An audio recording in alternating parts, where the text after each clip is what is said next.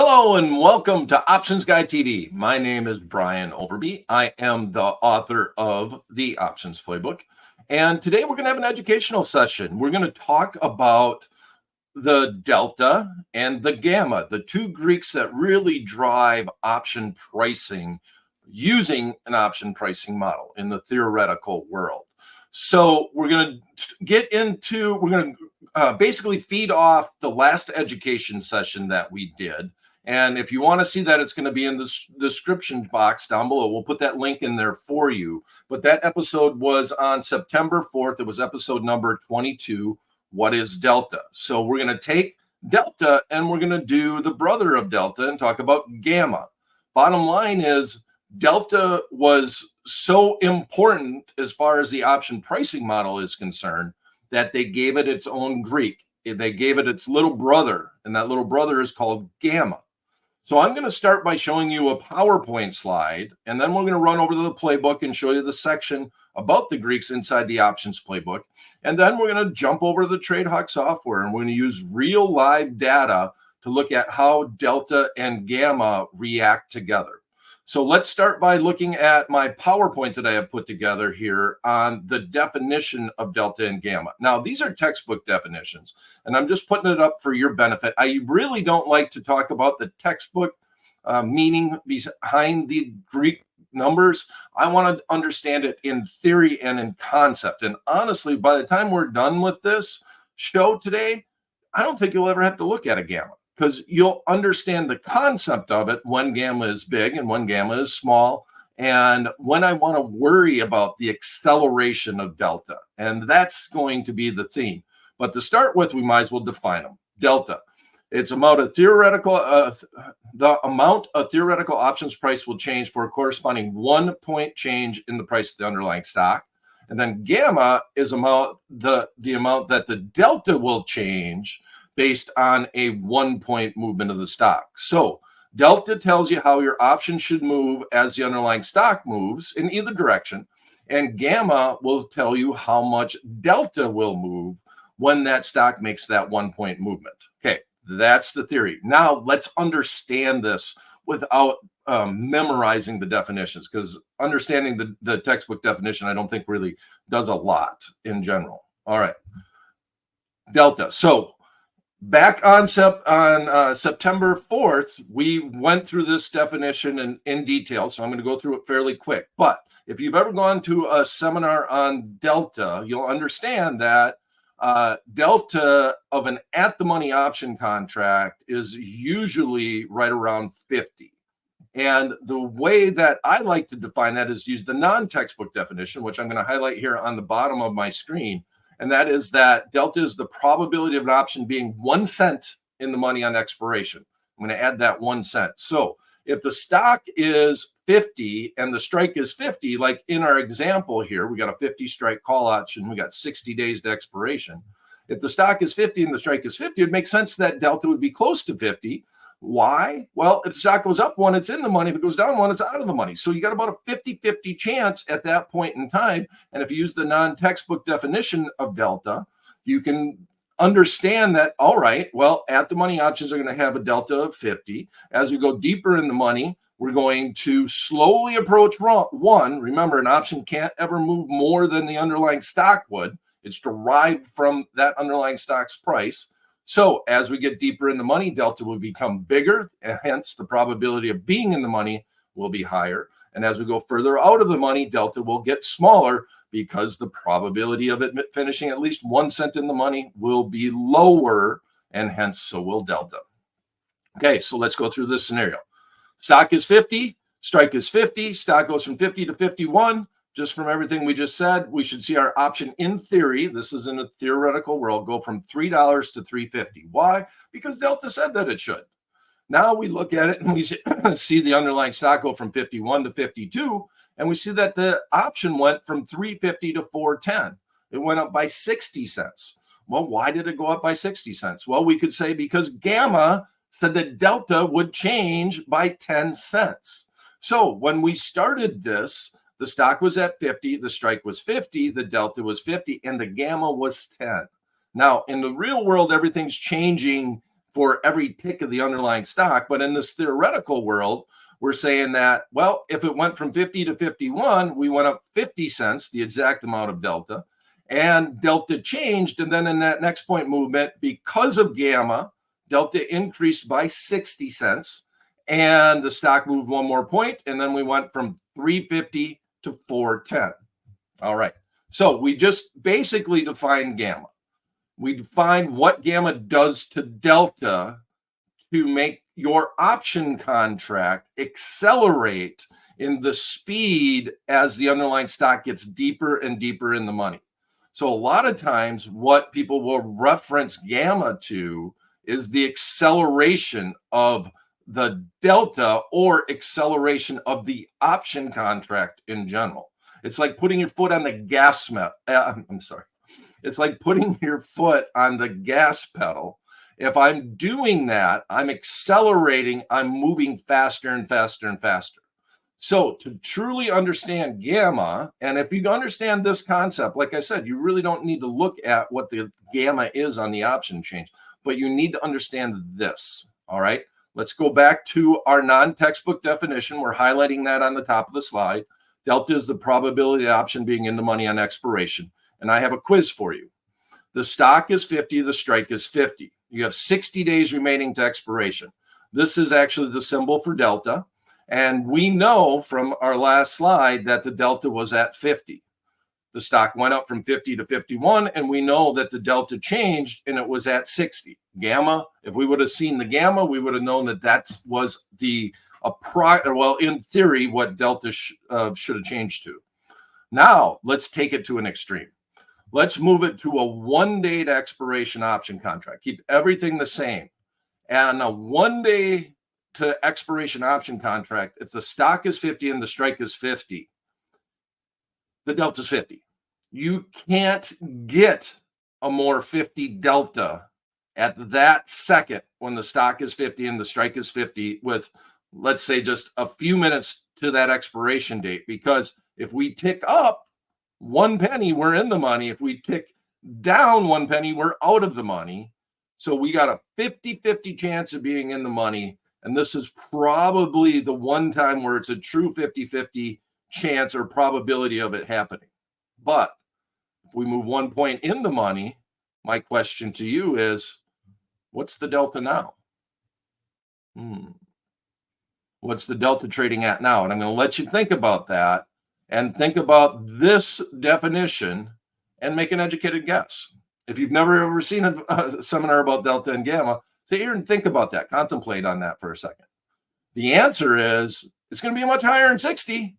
Why? Because now we're 1 point in the money with only 1 day remaining to expiration. So the odds of it getting out of the money and being zero based off of this non-textbook definition is very slim, with the stock 1 point in the money with 1 day remaining to expiration. So the delta actually goes to 90 in this instance. So in this scenario with 60 days remaining, delta went from 50 to 60. We're driving about 55. We're going the speed limit here, right? Well, we could actually say we're driving 60. That would probably be equivalent. So we're driving 60 miles an hour in our car. And then all of a sudden this time decay starts happening and we get down to 1 day remaining to expiration. And now we're hitting that gas pedal. And we just went from 60 miles an hour to 90. Why? Because the probability changed. And everything in the options marketplace is all about math and all about the probability of something happening. And in our instance, in order to get a high delta, we just need a high probability of that option contract staying in the money. And I want to emphasize that it's not about making money on that option contract. This is not the probability that the option contract will make you money. It's the probability of it finishing 1 cent in the money that helps figure out the math behind the delta, which is in the options pricing calculator, which gives you a realistic expectation of how your option should move as the underlying stock moves. All right. So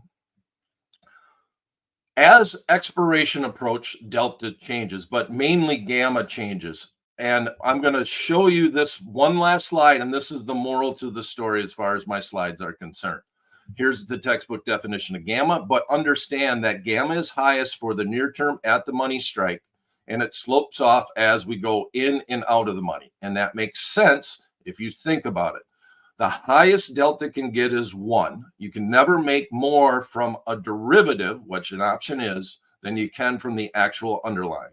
So as we get deeper and deeper in the money, gamma's got to get smaller and smaller because the limitation of 1 on the delta is fast approaching. On the downside, same is true. So as we go further and further out of the money in that scenario, when that happens, then the gamma has to get smaller and smaller because it can't push delta beyond 0.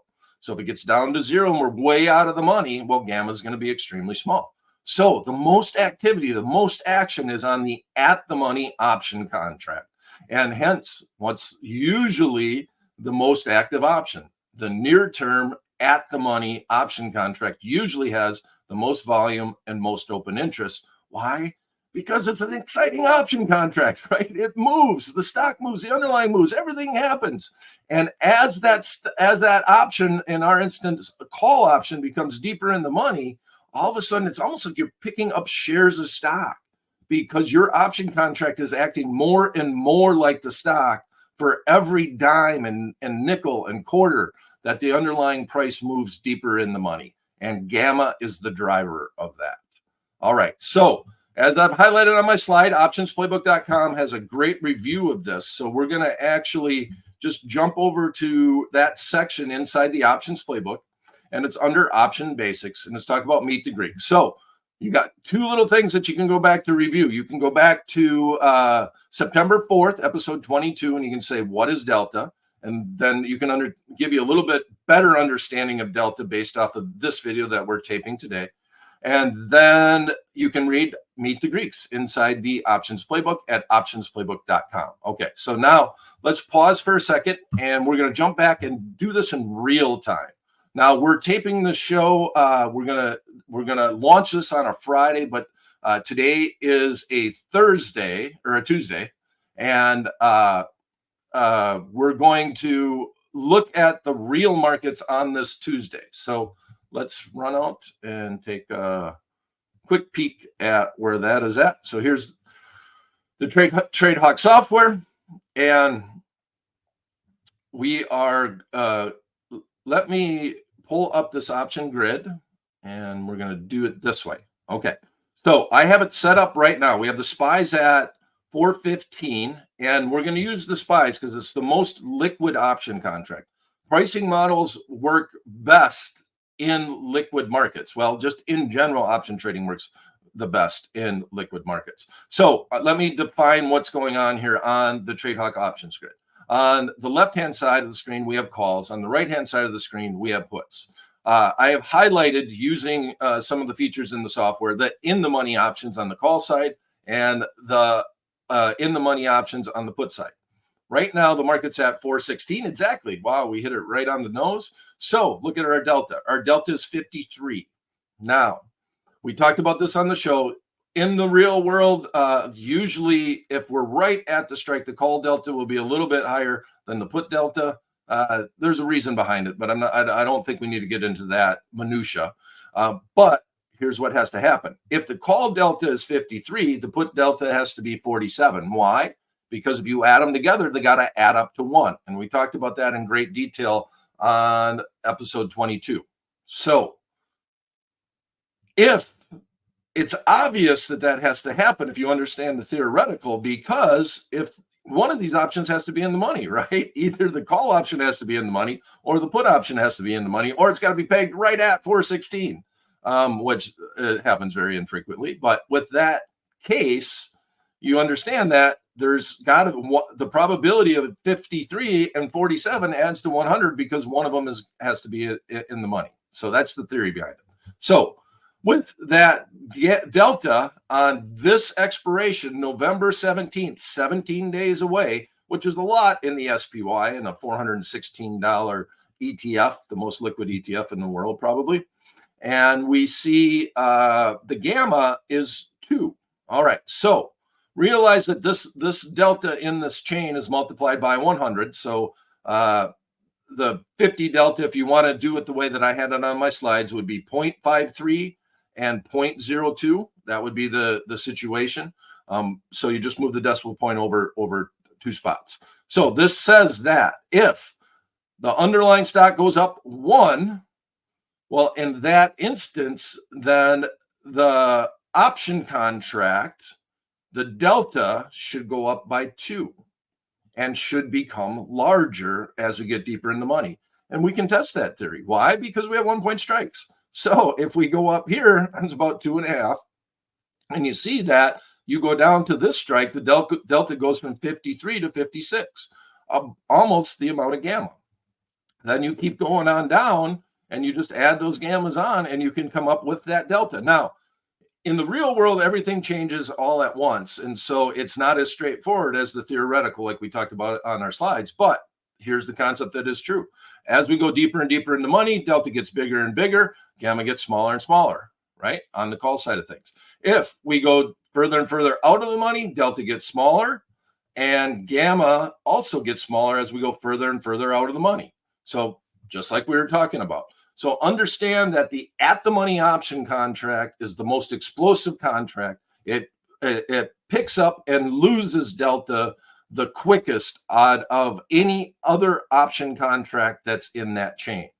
Now, let's go all the way back to an extreme.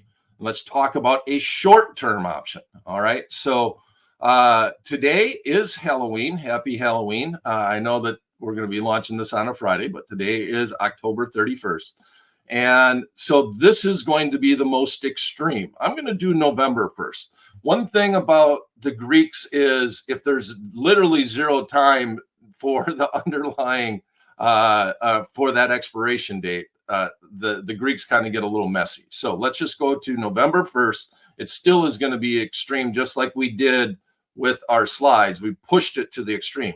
Let's see how big delta gets, and let's see the skew. Let's see how big gamma gets, and let's see the skew as we go deeper into money.